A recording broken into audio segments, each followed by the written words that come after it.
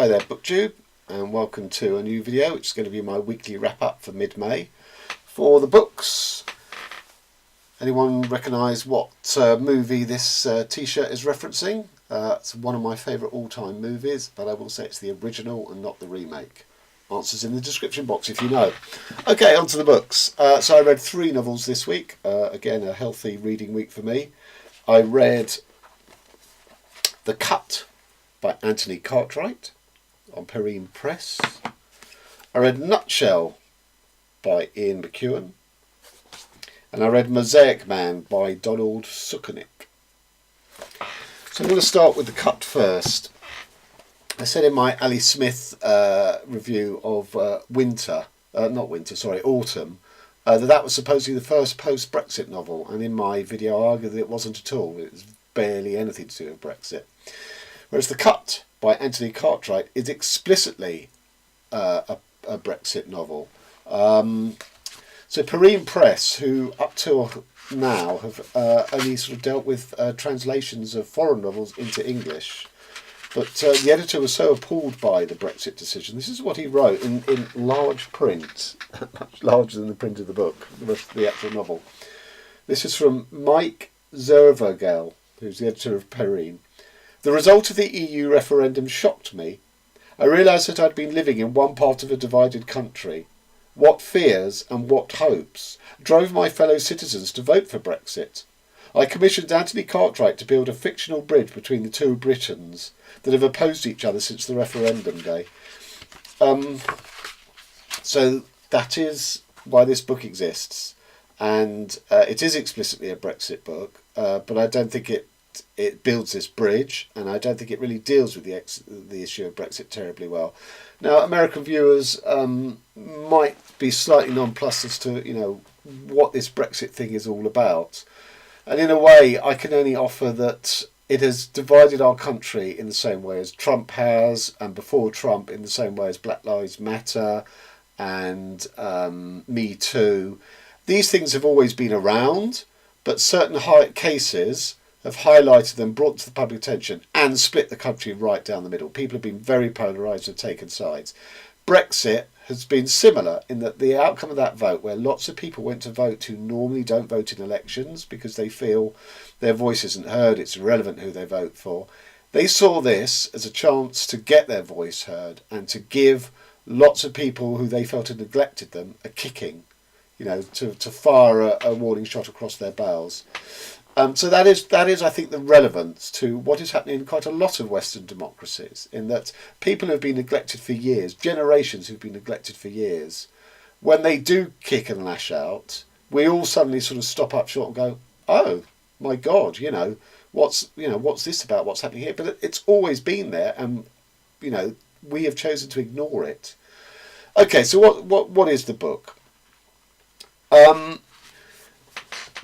It seems from that introduction of this notion of building a bridge between the two sides of the Brexit divide, those who feel neglected and never listened to, and those for want of a better word, the chattering classes, the media classes in London who write the newspapers and run the TV channels and run publishing and all of that, who are blissfully unaware of what's going on in the rest of the country, because London is this bubble, this media bubble, this wealthy bubble. And the alarm bell that would strike me is that, oh my God, are the two characters in here going to represent positions? They're not going to be real people. They're going to represent positions. And to be fair to Cartwright, no, that's, he avoids that quite skillfully. So the two characters, and the book starts off really well. It starts off with a shocking incident, which I won't spoil, even though it's right at the beginning of the book. And then it goes into the sort of two main protagonists of the novel, who get descriptions whereby I got the sense of, oh, this is going to be really good, because rather than spelling it out and telling us what these people think, believe, stand for, what their position is, it's going to come through the metaphorical treatment of them. Little incidents, little turns of phrase, little thought, ideas betray, the thinking that is, wider for the polarisation of Britain. So, for example, This is about Cairo Jukes, who lives in Dudley in the West Midlands. Dudley is just outside Birmingham, and it's the equivalent British Rust Belt to to what's gone on in America.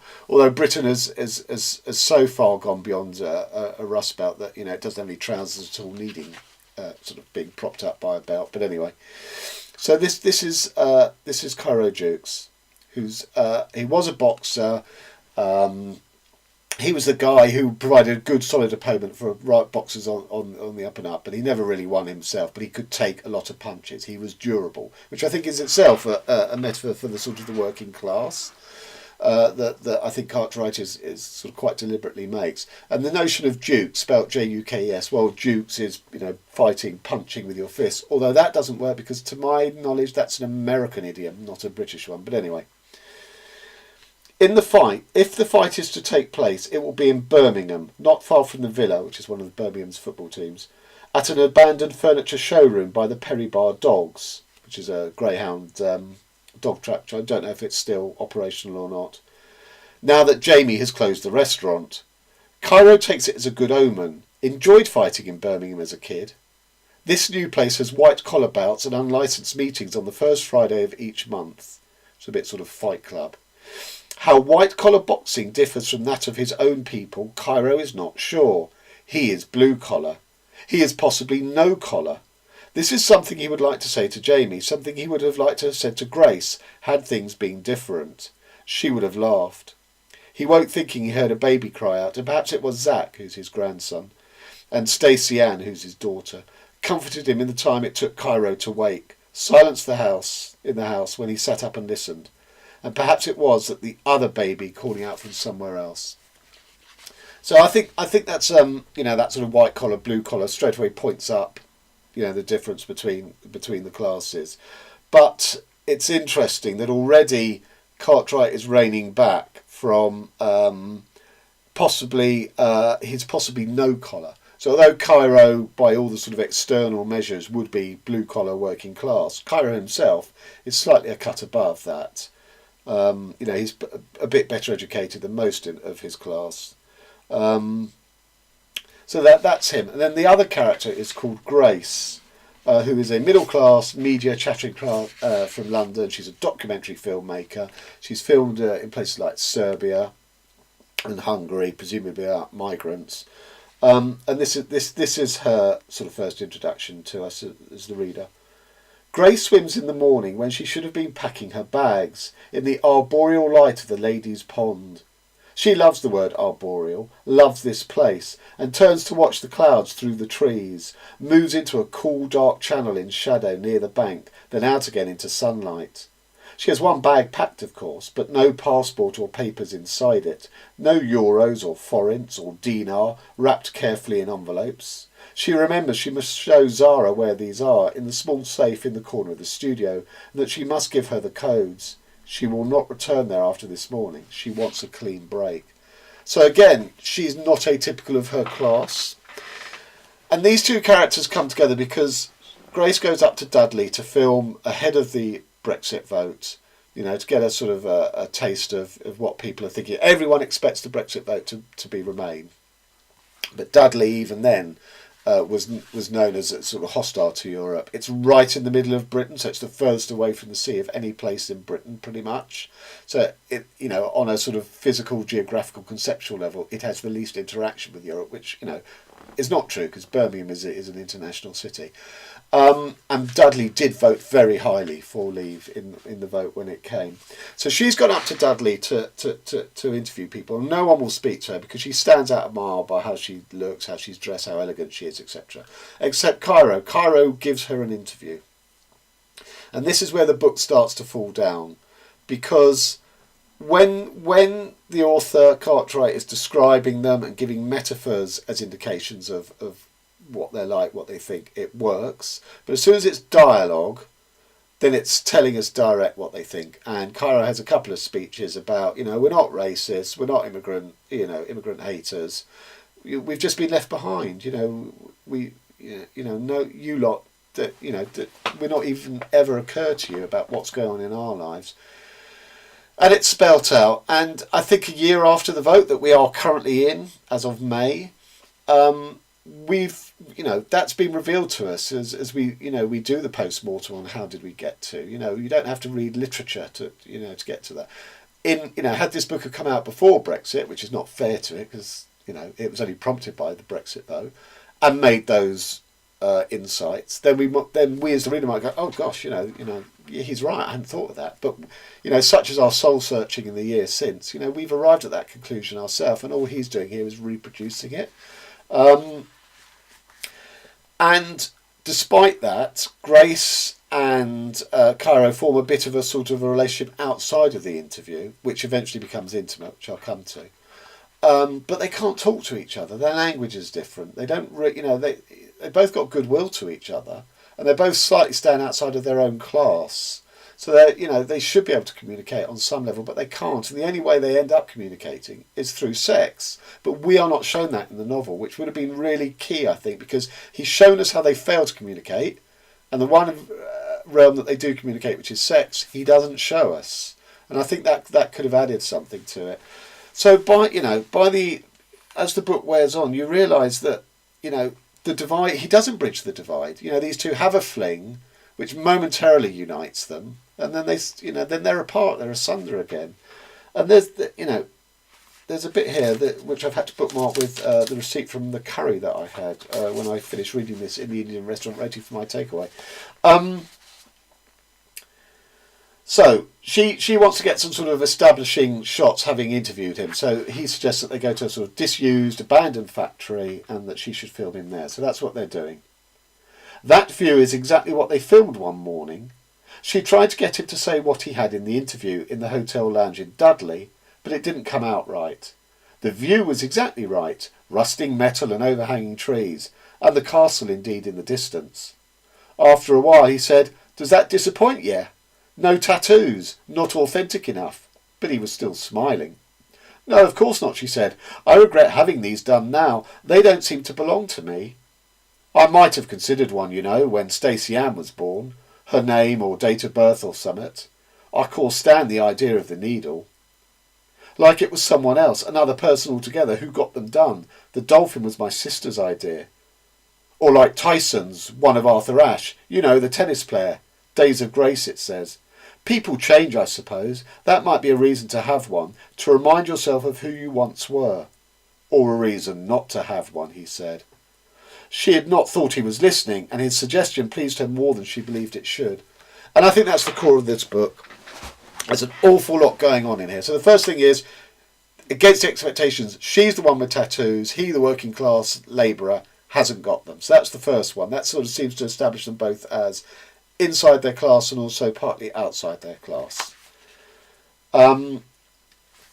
She doesn't think he's listening to him, and then he says at the end, and it proves that he has been listening. But for all them listening to each other physically, they're not listening to each other sort of, through their sort of intellectual sort of listening and hearing and understanding of otherness. Because they're talking across each other. She's saying she doesn't like her tattoos, they're silly, and he's going, the one that Tyson's got of Arthur Ashe, that's fantastic. That I might consider one like that. So they're not responding to each other, they're talking across each other. And then she says, "People change, I suppose. That might be a reason to have one, to remind yourself of who you once were." And he goes, "Or a reason not to have one," he said. But the point is that people don't change.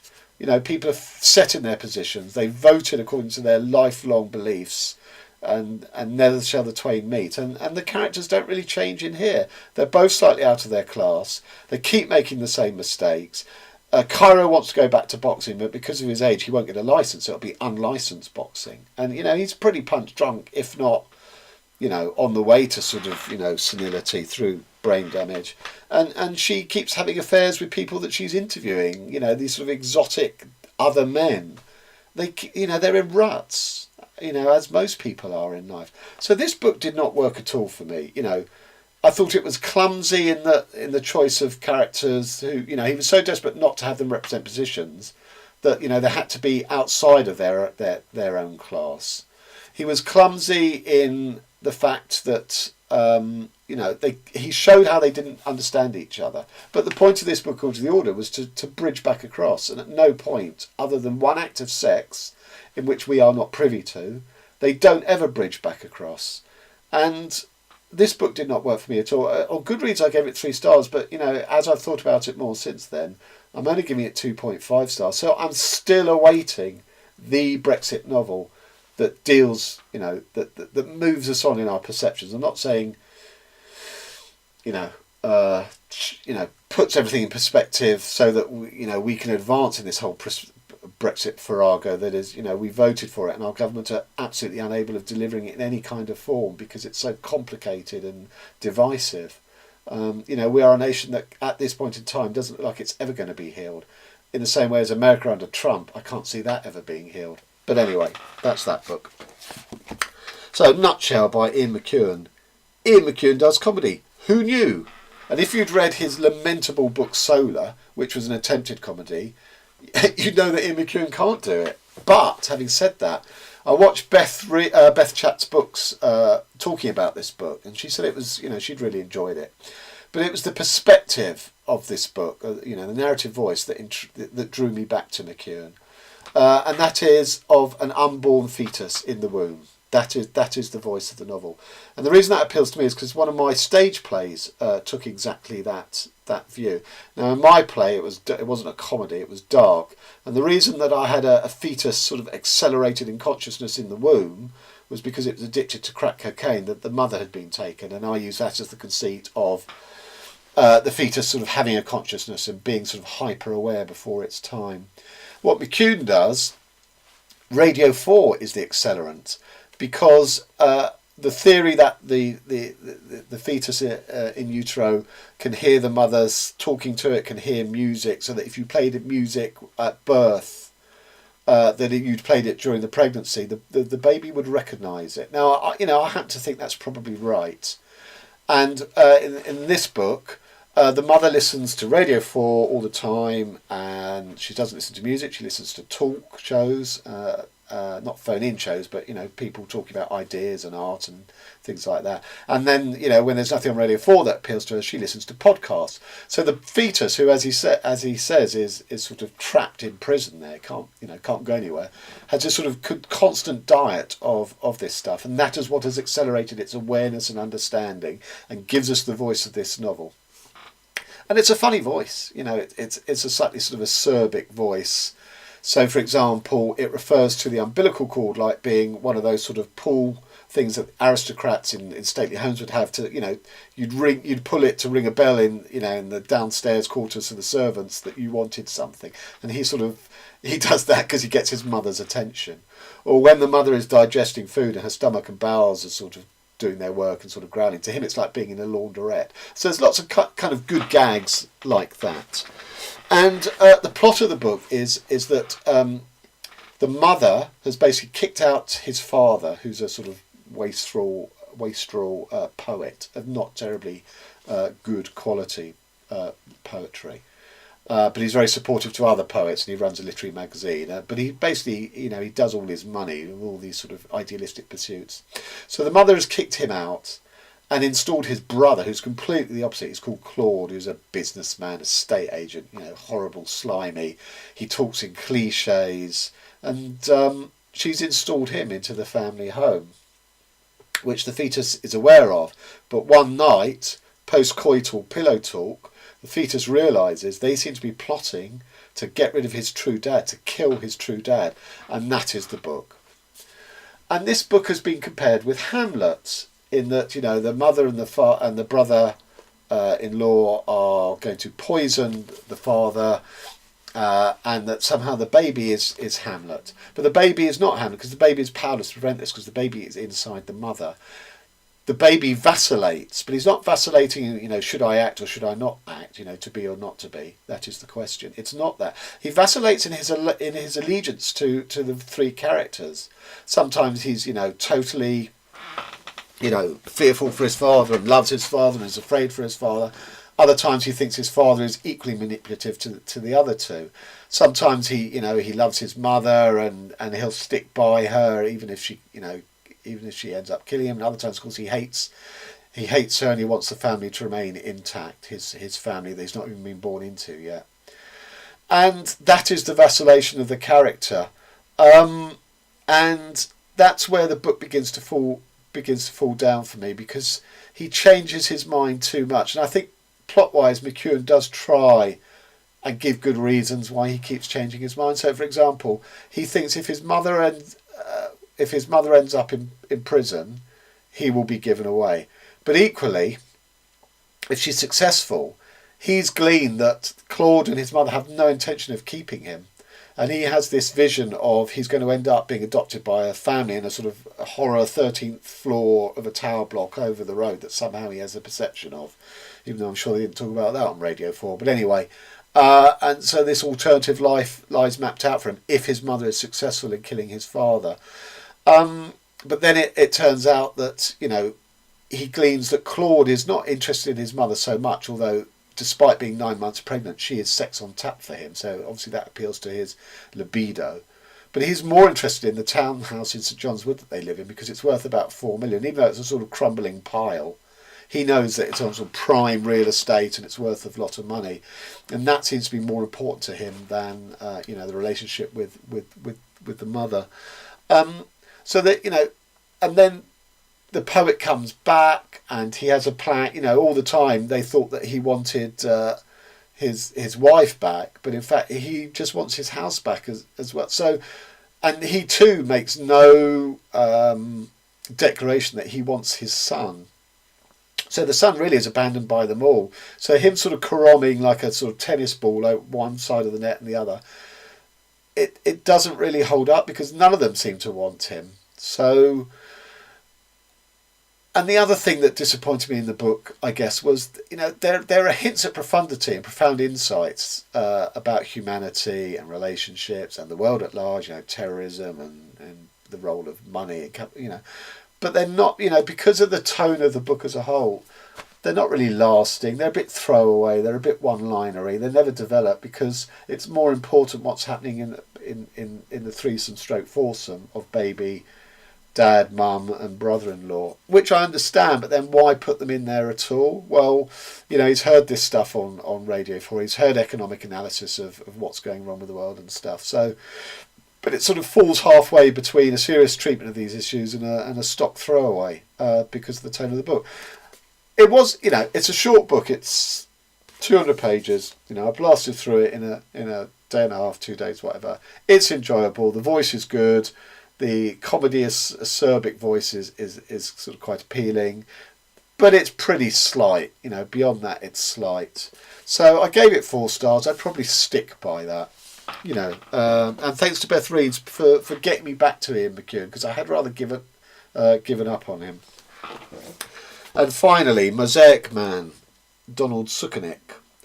Which I think is the book with the best ever title I've ever come across, because Mosaic, in the sense of building up a picture from individual pieces of, coloured glass, gemstone, whatever, but also Mosaic as in a man of Moses, a Jew, because this is what the book is. It is Sukenick on a search for his identity, partly as a Jew, partly as a writer. Because one of the things, and this is a contradiction in Sukenick, one of the things he does, he uses autobiographical stuff. I mean, every author does it, but most sort of work it to sort of slightly disguise or mask it, whereas Sukenick is upfront in many places in terms of autobiographical details. So we get snippets of when he used to tape record, because it's written in the 80s, tape record his mother and for conversation with his mother and father as a way of sort of preserving their oral history, and some of those are reproduced in here. There's a brilliant scene where 2 author friends of his, Raymond Federman, who I've read, and another one whose name I can't quite remember, who's never been translated in English. Obviously I haven't read him, and they all go off to a conference, and Sukenick says, I'm going to use both of you in my next book, and he gives them a right of reply as to how they feel about being characters in his next book, which is this, in the book. So again, this autobiographical stuff. And it's interesting that in that conference that the 3 of them are attending, there's a 4th member on their panel, a woman, and she's making notes as they go along, things that spark off when they talk or she wants to come back to and address. And when she leaves, when the panel's over and she leaves, she's left that notebook by accident on the table. Sukenick picks it up, and he's seen there's like notes on his other two writer friends, and for him it's blank. There's his name at the top, and there's no notes. There's nothing. And this is a book about erasure, or a sense of erasure, both as a writer struggling, to be read, to be popular or whatever, but also as a Jew, because the heart of the book is scene set in Le Pen's Paris, which is obviously, sort of anti-Semitism that's rife there. In the first Jewish ghetto in 16th century Venice, which is completely empty of Jews now, but there's still signs on the walls, welcome to the Jewish ghetto. In 1980s Poland, when Solidarity is struggling with the communist regime, and the communist regime pull out the anti-Semitism card, even though there are virtually no Jews left in Poland because they've all been wiped out in the Holocaust. In America, which interestingly has much less of as a sort of face-on sort of realism treatment, because in America it is Sukenick as a kid who is daydreaming these comic book fantasies in which he is in a fight and a bomber that is flying missions against the Nazis with three other crew members. One who's sort of a captain, sort of fantastic. One is a woman who is his love interest, his teenage sort of fantasy interest. And the third is a crew member who keeps dying, keeps getting killed, in the tail gun. So it's very sort of Catch-22 meets South Park's oh my God, they killed Kenny, and it's very comic book. And this is the thing, you get, this is a postmodern book. This uses different techniques, different tones, which is why I can't understand his insistence on the autobiographical, not just in using it as material, but all the time you see him writing and talking in interviews about using fact, using truth in his fiction in order to better get at the truth. But that doesn't hold up because he uses these quite fictionally artificial techniques, such as the comic book fantasy. In the later scene there's a Maltese Falcon noir type thing, where what truth is there in that? Anyway, that Maltese Falcon scene is he's on the trail of a small effigy of the golden calf, which, if you don't remember from the Bible, when Moses went up to Sinai to get the commandments off God, he was up there a long time, and the population left below got a bit sort of restive, and they turned away from God because they thought it was proof that their God didn't exist, and they built a golden calf to worship, and that was under the watch of Aaron, Moses' brother. And of course Moses came down with the command and said, "What have you done?" He destroyed the golden calf, but in doing so he also just smashed the tablets and had to go back up again, and it was all repeated.